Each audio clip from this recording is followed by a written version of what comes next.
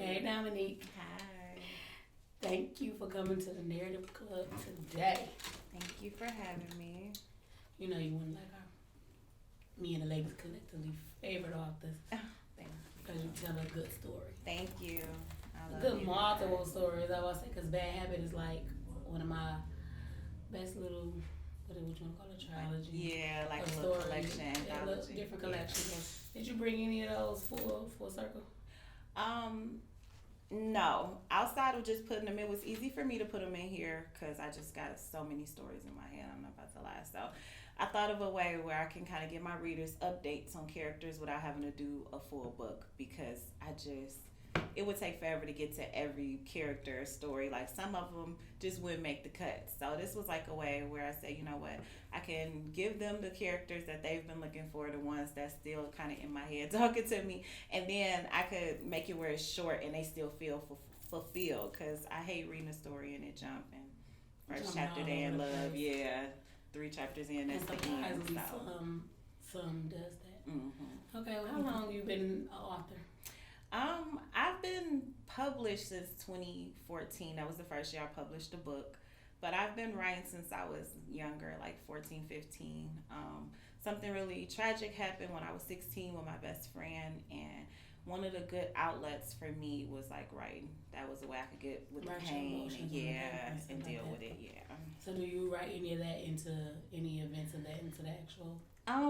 Originally I had wrote like something out kind of dealing with that, but then my computer crashed. I was 16 at the time. I'm 33 this year, so computers ain't what they used to be. No. It was no going back saving it. Yeah, so I just kind of took that as don't put it out. Yeah, don't put that out. But it helped you deal with it crazy, especially at a young age. Like, yes, definitely. So what made you want to just now in 2014 take it seriously? I have a real good friend. I always call her like my gateway to God. She's like, I think we all kind of have friends that's in the categories of, oh, let me hang out with this friend, partying all the time. Mm-hmm. We pray all the time. And she just came over one day and was like, God is telling me to tell you to write. And at that time, I hadn't really been reading urban fiction like that. Not trying to sound funny when I say this, but everything was kind of starting to be so cliche. Like, I just wasn't getting a good vibe reading it. So I had even taken a break from reading, but I started back writing in 2014. It was just more. I'm trying to think in 2014. Because I'm not trying. Have we already adapted into the ebooks in 2014? Yeah. We did. Okay. Well, we did, because I don't want to call no names. I was about to say, because in 2014, I was say you can name names. Yeah, okay. I own the rights to this show. Okay. You can name names. It was like the trend of, and I got drug dealers in my book, so I ain't even about to sit here and try to act holier than thou. And I think in 2014, basically, it's no shading, it's no author. Yeah. Everybody was becoming an author. Yeah. Everybody. If you could write a paragraph and put a couple of periods at the end, you was an author. Exactly. So in 2014, all the stories was pretty much the same because you would have publishers saying that this is what sells. That's what I was gonna say. The trend of you need to write like this, you need to write about that, and that. Everybody know trends usually fade away. Exactly. The originality of things is what's popping. So it's like when you basically had to go in and create a story different. Exactly. To get out of the trend. Yeah. And that's why I was like, I'm not about to be reading this. But I went and one of the books I did read that I liked was a book by Shan. And people that don't know, I can't even think of the name of it now. What was my first book by her? I can't remember the name because the girl doesn't write now. I know she's from Jersey, but she doesn't write now. Talking about Jasmine? I think it was Chloe. You remember Chloe Janora? It was Chloe. Yeah, and it was good. It was good. And at the back of the book, it had like if you want to submit, and I submitted, and that was pretty much from there. With Shan first. Yeah. So if I say that changed, because it was a popular going thing then too. So many authors on the roster. Yeah. So, but how did you? Because you had to come in and just straight up dominate. Yeah. Basically to be seen especially coming in 2014, because that's really when ebooks became effective because you got all the bookstores that was closing. And then assigned to a publishing company that has so many big time authors that where it's like they names all over the charts, they number one, they book doing like 70 and all this. It was a lot of pressure. The first book I did not do good like that. That was If I Ain't Got You. And it was more romance. So I went back in and I did more urban, and that was kind of when it really hit off. What was your second book? That was Hold You Down with the Martinis and stuff. Yeah. Still, but then it's like I had to come to realize just reading one of Alexandria books. Mm-hmm. And I'm like, because I tell people, like, I like a real urban hood. Mm-hmm. Remember I told you that, like, it got to be sexy, violence. Right. But then I had to realize that they're like, it's probably not true, Tasha. You, because I'm an avid reader. Right. But it's like I got so used to, not no really excitement, just working and not really no fun stuff going on. So in order to get the fun stuff going on, you read it in the book. Yeah, you want that escape. But then I was like, when I came into Shatia Sims' book, it's on the tip of my tongue. I can't think. Anonymous. Okay. Never Anonymous. Yeah. When I came into reading her book, and I realized like what I really liked about her book, and then when I read Alexander's book last week, I was like, Alexander's house, her name. It's Let Me Hold You. Love You, Hold You, all the different ones. Yeah. When I was reading those, I'm looking like, girl, you like a romance with just a twist, urban. And when I say urban, is like your books. Yeah. They sold drugs. You really don't talk about them being on it. They're not no nickel and dime drug dealers who making it big. Right. 50 car washes, but still worried about Pete order. Right. All the $50. Right. So that's when like we all changed over because Hold You Down was just like, okay, they had this money and they dabbled in this, and it was basically crime mob. Right. It's like, but you never really see them saying they cut up no weight or no work.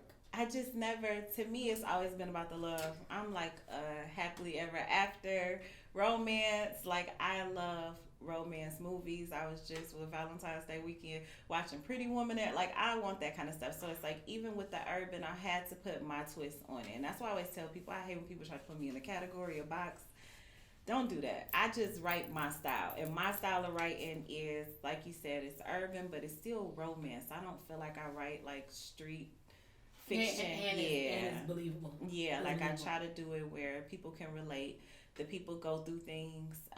Somebody told me one time, stop letting a girl have a miscarriage. It's the women that can't have kids. Like, I'm trying to write realistic stuff that people can relate to. Exactly. And that, as a reader, I really, really, really, really, really despise that as for another reader to tell somebody how to do their work.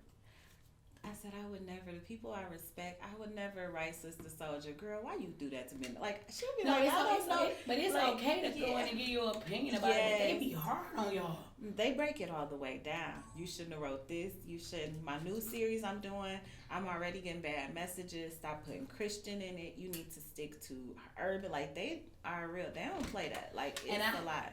And because it's hard, it'd be hard for me to believe because it's all the time you'll hear, I'm waiting for you to drop a new book because I don't have nothing to read, or girl, it's a million and 10 damn books out here. You cannot convince me as a reader that you're just waiting on this one author. Yes, we yearn for a book from you. Yes. Yeah, I yearn for the sequel. It ain't even a book because your new book may not even hold my attention. Exactly. So it's got to be something else for me to read. But when they say it, I'll be looking like, girl, you must want to wipe them when they read too. Yeah, they read too much damn much for me. Because it don't be. Do y'all believe it? Do y'all believe it? Like, girl, you read. It's a lot of books out here, like you said. And I'm a reader. I always tell people I'm a reader before I'm a writer. So I can find something to read, even if I got to go back and read my favorites. It's something to read. Yeah. It's always something to read. The Bible. Yeah. Like, just go, girl, go read the Bible. Go read the Bible.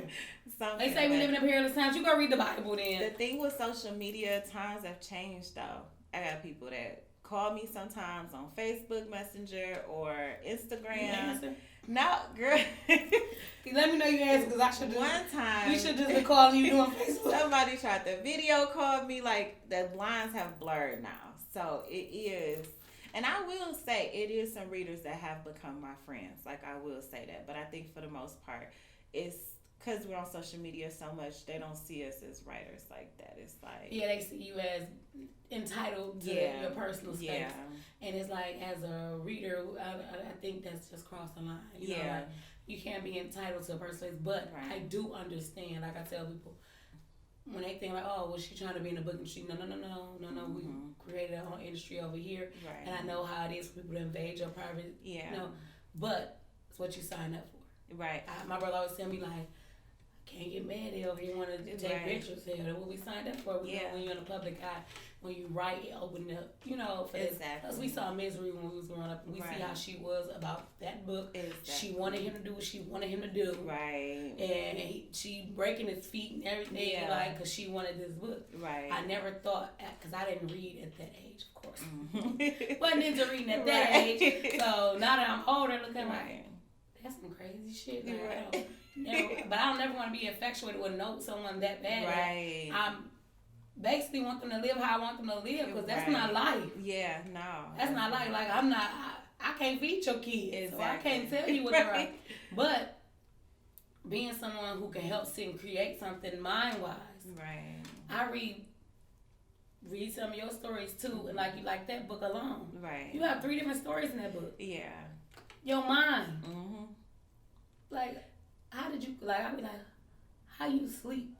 Because I know if I'm reading a good book, I'm sitting there thinking about what's happening. I'm supposed to be working. I done been working, and like, I gotta go back here and tap on to this. Like with India, I gotta go back on here and tap on to this and see what's going on. So I always be like, girl, kudos to y'all, especially when you got them sadistic ones in them damn books.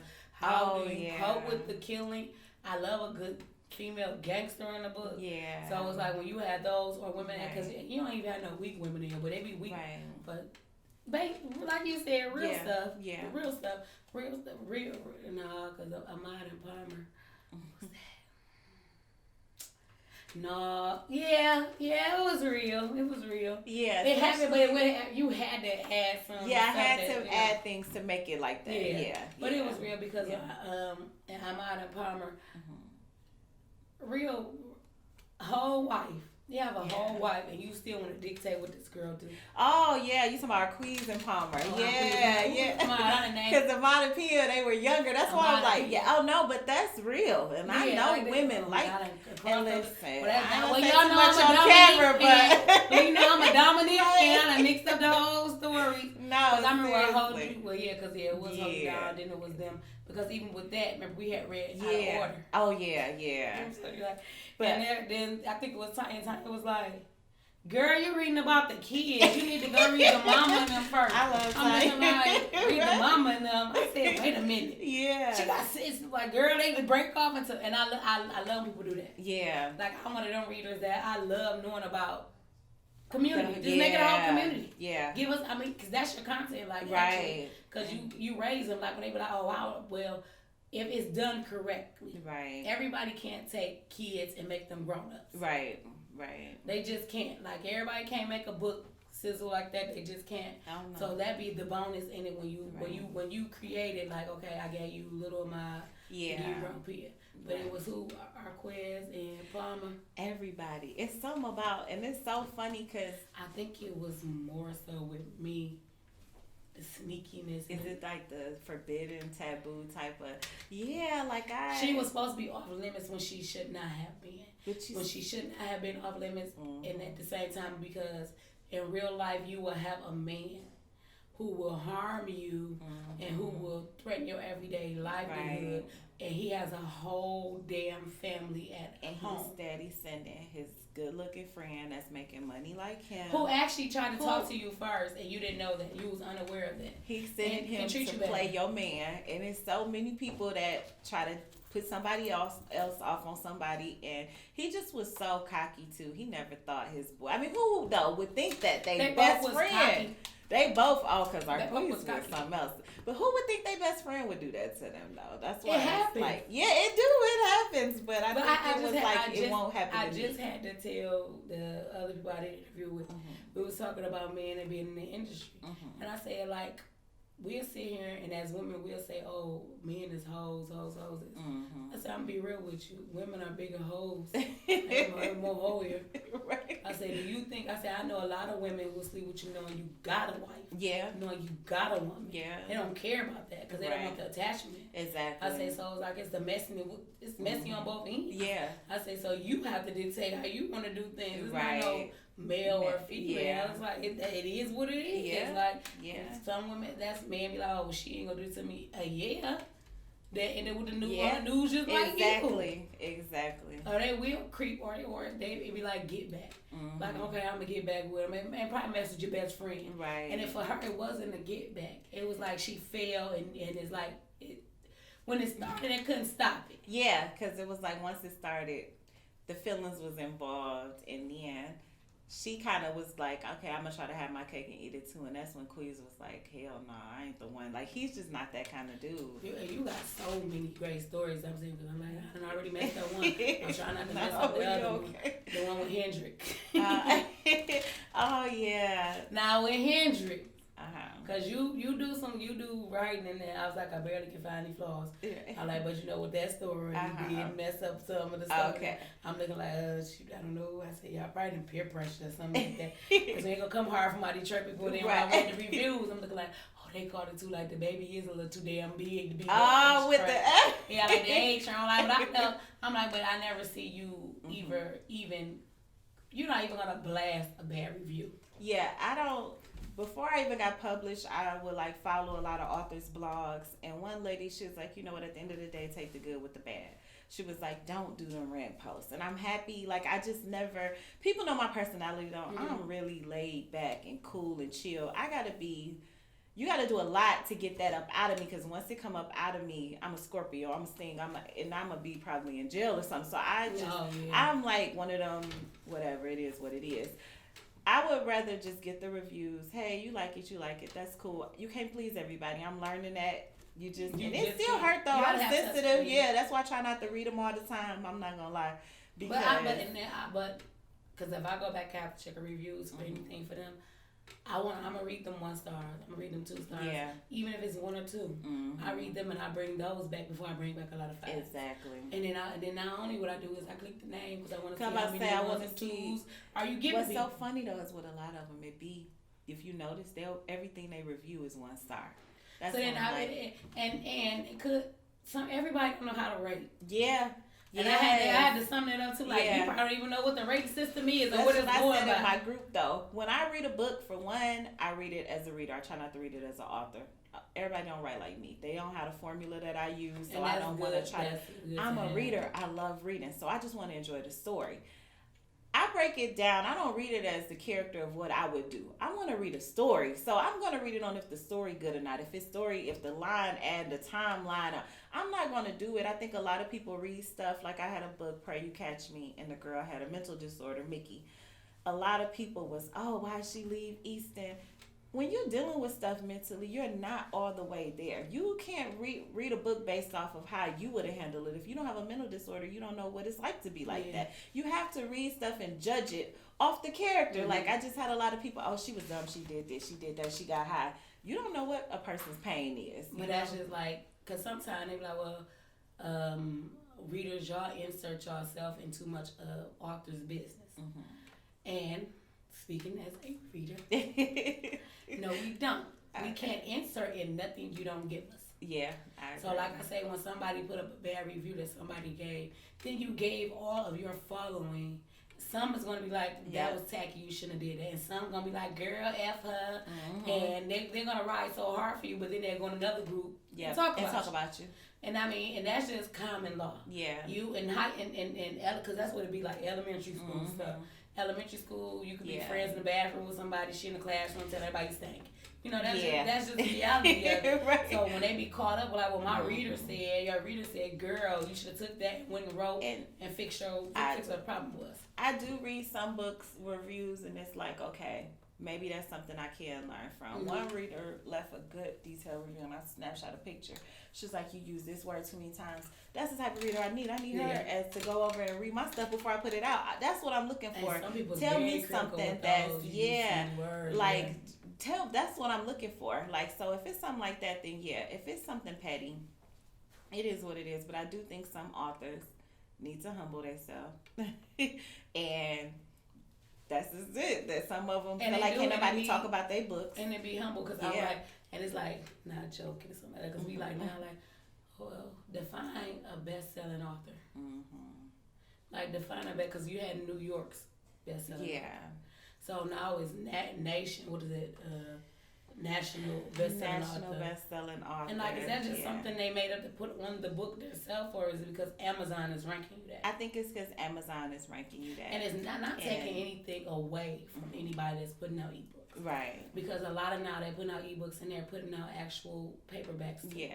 Because I buy paperbacks, but I'll read it on ebook. Right. Because I can take that wherever I go. I'm not going to lug around paper. Now, back in the day, I had that paperback in that purse. Right. So, it's like, but if my system crashed, guess what? I can hopefully go get your book and pick up where I left off on the book. You know? Right. So, in that, I take pride in. I take pride in my books. So, I like it. So, and people get out of that, well, I'm a best-selling author, and kudos to you. Because that's a big accomplishment. Yeah. It's a big accomplishment to write anything in this book industry now. Because as we on the outside looking in, we can tell it's too much headache. Especially when you have, like I said, you have reality, which is something you live every day. Right. That's not nothing that's a camera following you and, catching a little glimpse of it. Exactly. Because nobody know your everyday life. Right. And to actually sit down and say, I'm going to put out a 400-page book for you. And try to be consistent and put out another one, because a lot of people don't have the consistency. Right. Like it'd be like they give you one book, and honestly, I am that reader. Mm-hmm. If you give me a book and it was good, and because it didn't sell in your ranking, and your publisher advised you not to give a part 2, I don't want to read no more of your books. Right. Because I don't like left hanging. To me, that's like the ugly side of publishing. Yeah. Like that's one of the things where it's like because it's like a boss, you know what I mean? And so you can fight on it, but they have their following. Mm-hmm. And if they saying my following is not going to read that, they only going to push it to their following. That's why I always advise people, even if you're under a publisher, you have to immediately start building up your own fan base. Because unless you just plan on staying signed forever, and that's cool, because I know independent publishing is not for everybody. It's a lot of work. You doing everything. And a lot of people come to me at first and be excited, and then like 2 months in, they be like, girl, I just went on and re-signed. It's not for everybody. You know what I mean? I know, especially because it's money that you're spending out of pocket. Exactly. But that's anything being independent. Exactly. So anything independent is kind of costly for you in the beginning. Right. And that's one thing, as people, we don't realize that you have to crawl before you walk. Exactly. So if you save up, you can do it, then you won't have a boss. That's the outcome of it, is not to have a boss. Have to put the time in. And some people, it hit quicker, And then not only that, it's always good to have good relationships with people. Mm-hmm. Because whereas if I may need your help with something, guess what? You may not do the book covers, and you may not have the money to pay for a book cover this time. Mm-hmm. But I'm your friend. I got a book cover. Here you go, sis. Exactly. Or you may not be good with editing, but my auntie can edit. Right. And my auntie will edit your book for $50. Yeah. Or a matter of fact, I'll go ahead and pay the $50 and get your book edited, so you will have that. You know what I'm saying? A lot of people just don't want to deal with it though. Like they don't. But a lot of people are scared. Yeah. It is a fear, because I was scared to leave for a long time. The unknown. The unknown is always scary. Yeah. Especially if this is a dream for people. Mm-hmm. This is your career, and this is something that you really want to do. Exactly. And you take this seriously. Right. I wouldn't want to gamble with my livelihood. Yeah. Either. Right. So I totally get that on that part. Like, who want to gamble with their livelihood, because you may gamble and end up, we know what gamblers are, sometimes end up out of a house, a car, a home, a family. Yeah. So I wouldn't want to play with it either. So you always got to play it safe. Right. So, but sometimes playing safe, you never win either. So it's because that's like a flip of a coin. It came back to bite me too. So I don't know. I just learned the same way I'm gonna go hard for them, I can go harder for myself. And everybody don't come back.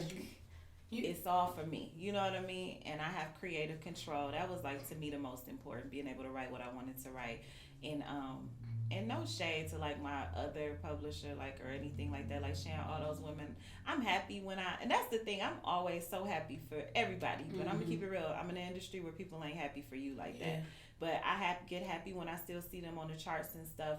But it's different when you're independent. You could do what you want. You ain't got to talk about this or do, you know what I mean? You gotta use the land cover. Exactly. You gotta stay in the trend of things. I do all my covers. I do work with an outside editor and stuff, but I do all my covers, and I could do all my layouts for my books. Like I tell people, instead of constantly going, how you do this, learn how to do it yourself. Like, not trying to be funny when I say that, but it's if I figured it out, you can too. Like it pays to know what the hell you're doing. And so it comes from being lazy. Exactly, trying to just. But I want people realize like everybody started learning how to do something at some point. Exactly. When you started walking, nobody used to like hold your hand up and keep you steady. Right. But you took that first step, you took it. You know what I'm saying? So it's just as simple as anything you do. Right. I'm one of them people like, can you show me how to do it too? So I'll be like, can you show me how to do it? And then when somebody don't show me is when I really be like, look at how I learn on my own. Right. Or I do it on my own. And that's just I'm a Virgo that comes with my independency as I don't need nobody for nothing kind of attitude. So that's how I wing myself into things. So it's like, but when authors do it, like they want you to show them how to do it, or can you help them with it? And then when you don't, it's a problem. Or even like you'll help somebody and you realize they don't want to help no one else. Exactly. Yeah. I don't know what's like when you know you can bond together and work together. But then I also think like it's social media. The problem is sometimes we let people too much into our personal world, and you really don't know them from a can of paint. Exactly. Because you could be anybody behind that keyboard. Yeah, fake photo, anything. And it is too like a double-edged sword being nice. Like one thing I've had to do is pull back a little bit because you'll pay so-and-so, but then you want me to give you the blueprint for free. Like I can help you, but I can't write and sell my books and yours. And then you standing over in the corner with so-and-so now that you done got to where you at, and that's happened a lot. You easily and learn. So you easily learn that you can't constantly give your services away. It's never enough. They want more. It's not even about being enough. It's draining for you. Yes. Because people would literally turn around and give you their ass to kiss. And you be looking like, well, I was just trying to be your friend. Exactly. And at the end of the day, I'm just a firm believer in, especially I'll be like, and a lot of people are like, well, no, that's not true. Well, to me, if we both best friends and we both authors, and we put our book out on the same day, make you think I want yours to hit the chart and mine don't. That's number one. We can both hit the chart, but it's only one spot. You know, so it's like, why would I really want you to be number one? Like, but I would never put my book out as the same week or month issue for that matter, because I want you to sit there for at least so you accumulate the extra bonus that Amazon is going to give you. But that's like the ugly side of the world. Like, well, it's the ugly side of being a fake friend. The fake friend, and then you have people attach yourself. Sorry, my earring keeps sliding out. You have people attach yourself to you, so then they can try to take your readers. When people don't realize, it's enough readers out here where everybody gonna read a book. Just because they read your book don't mean they gonna start reading books. And just because they read mine, we can all have the same readers, but it's the shady stuff that go on behind. Like, you know what I mean? Let's try to get this person out the way, or so-and-so said this about you. Your business. I had somebody get mad. I didn't tell them happy release day. I said, I don't even be on Facebook. Like, I'm not trying to be funny, but... And so you just want to be my Facebook friend so I can share your thing and say, like, I don't got time for that. Like, it's just... I'm hoping that your readers catch like, it's just so much. And then I'll be like, why? But why? Because you may not even write like I write. Exactly. So they may love my work, whereas they might not even like your work. Then it'll be a problem. And if I got a book coming out, I ain't about to be checking to see who didn't tell me. I just don't got time for that kind of stuff. But a lot of them, they do. I'm telling you. They don't get tired of it. They need to be writing more books than you are.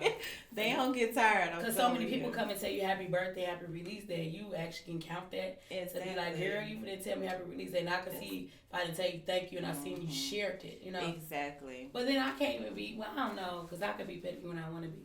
Because like if I constantly support you. That's what I'm about to say. It'll be... Because it is some people that I kind of noticed, like, okay, I got to go unfriend a couple of them because I kind of picked up and seen that they didn't. But it wasn't like, it was just something I kind of noticed one day. Right, I ain't like checking, but I did notice it. I was like, okay, I'm going to unfriend their ass. But outside of that, I mean, it's a lot of clicks. That's like, it's like being in middle school. Very. You can't sit at this table, but you can sit at that one. And if you sit at that table and talk to them, I'm not talking to you. Yeah. That right there, I wasn't petty with it, but now I can see like, okay, I stay blackballed. It ain't nothing to me. Yeah. My money can stay black in my pocket too. So it doesn't mean nothing to me. So it's like when you have that, like, oh, well, don't mess with this author, don't buy this other stuff. Girl, when I punch my clock at work, I punch my clock. Exactly. I spend my money. I spend my money. Exactly. So if you had to sum up your which is your favorite book? I don't think I've written like my favorite book. I love all of my books. I have like favorites where I feel like that book could really do something and change something. Like I feel like Bleeding Love, that was Jess and Maury. I don't know if you read that. That was a domestic violence book. And that to me is like something I could see that being a movie. I feel like Jess can be so many people. Her kid, you know, she was a teenager.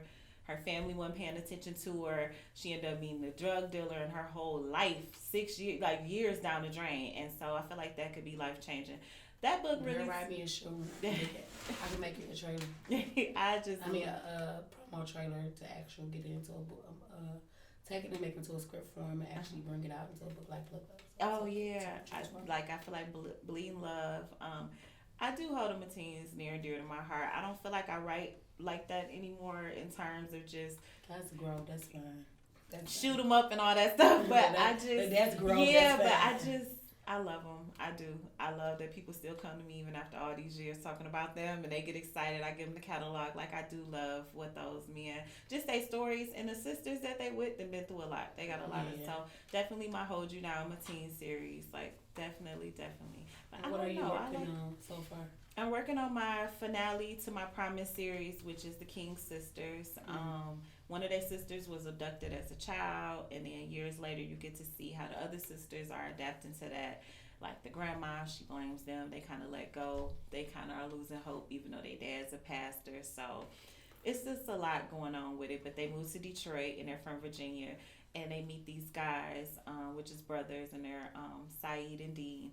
And they kind of change their life, and they also get them connected back to their missing piece. So I don't want to tell too much of the story, but we're not gonna tell the story because me and Dominique talked beforehand, and we kind of trying to get together a little create a little question and answer talk show. Yes. Bring about 10 readers of hers to come out, sit with us, and go live on camera, answer questions, have a ton of fun. So y'all stay tuned for that. Definitely.